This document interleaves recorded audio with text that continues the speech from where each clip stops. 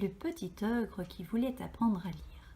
Aux éditions Lire c'est partir, une histoire de Raffaella Bertagnolio, illustrée par Sophie Héroult.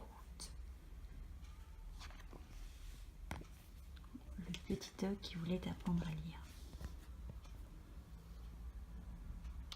Dans ce pays-là vivait une famille ogre. C'était une famille ordinaire. Un père, une mère, une sœur, un poulpe et 2 frères. Il y avait aussi une mamie qui n'avait plus de dents. Elle mangeait tout de même n'importe quoi, du rôti de brouette au petit vieux vinaigrette. Il fallait simplement le passer à la moulinette.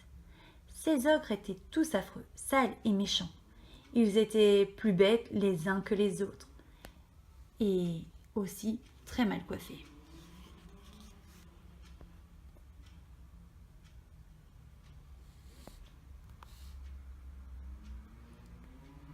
Tous? Non, pas tous. L'un d'entre eux était différent. Ogron, le plus petit, il était très coquet et bien peigné. Il n'était pas du tout méchant et encore moins idiot ou vorace. Il n'aimait même pas les enfants. En tout cas, pas pour les manger. Vous l'aurez compris, Ogron était la honte de la famille.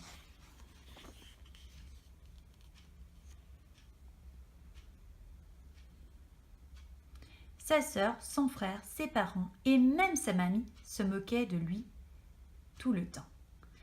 Quand il arrivait pour déjeuner, sa sœur lui criait « Oust, laisse-moi passer, gringalet !»« Va te cuisiner un radis !» ricanait la mamie.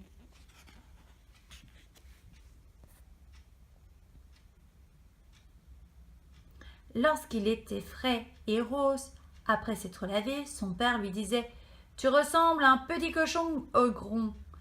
On va te manger, Goret. » S'il se parfumait, son frère grognait « Brrr, tu pues du cou !»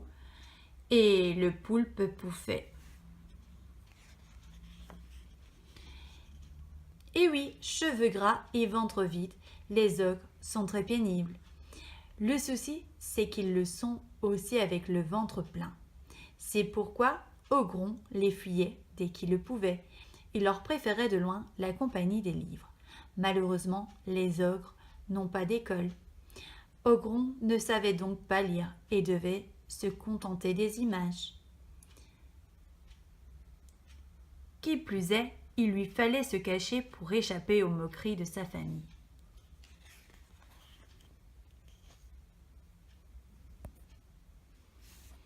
Ce jour-là, c'est à la cave qu'il s'était réfugié. Cet endroit était dégoûtant, mais pas plus que le reste de la maison. Ogron avait emporté son peigne, mais aussi un livre et une botte de radis. À l'abri sur le tas de charbon, il passait un moment agréable sans être dérangé. C'est du moins ce qu'il espérait. Car Ogron n'avait pas pensé que la cave sert souvent de garde-manger. Et ce qu'un ogre garde au frais, pour ensuite le manger, peut parfois être tout à fait vivant. C'est ainsi qu'il tomba nez à nez avec une fillette dans une cage. Elle était peu épaisse, mais très vivante, et le resterait sans doute le temps d'engraisser.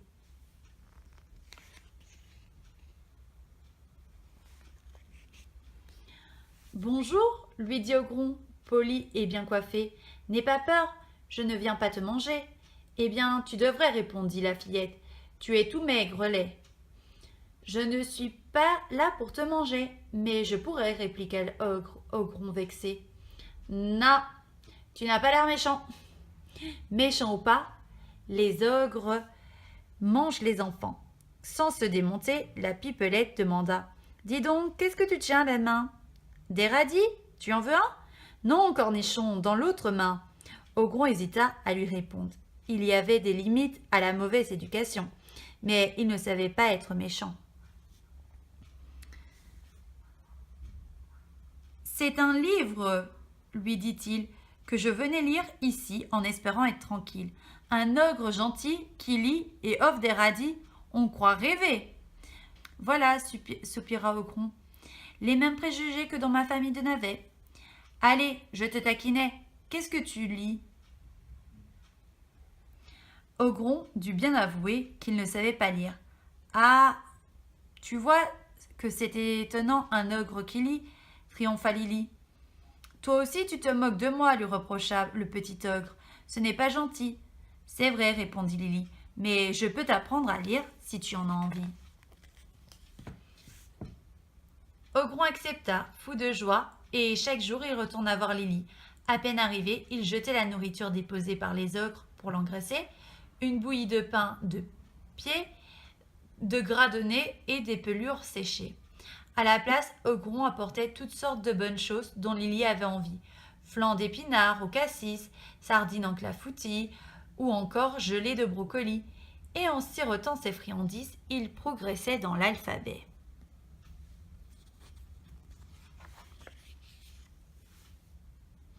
Hélas, ça ne pouvait pas durer.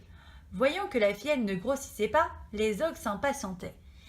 La mamie décida qu'il était temps de la mouliner et de la servir au dîner. Oui, mais voilà, on était encore loin de la lettre Z dans l'alphabet, et interrompre cet apprentissage si bien commencé, il n'en était pas question. Ogron élabora donc un plan d'évasion. Il fit sortir Lily de sa cage et la remplaça par un oreiller de poulpe. Pour tromper l'odorat des ogres, la fillette enfila des vêtements d'Ogron. Puis il la cacha derrière la porte, sous un tas de vieilles chaussettes. Elles étaient humides et noires, avec des bouts d'ongles jaunis. C'était encore plus répugnant que de la bouillie.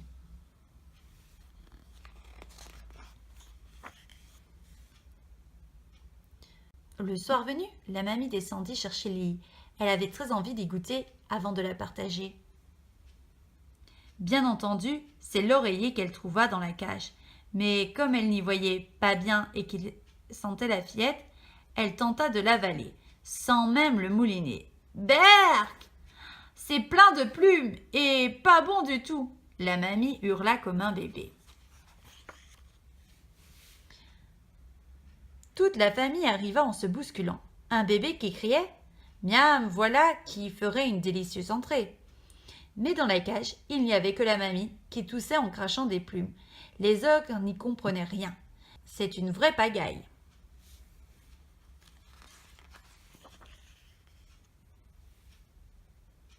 Ogron en profita pour fermer la porte à clé. Les ogres eurent beau hurler et cogner, ils étaient bel et bien emprisonnés.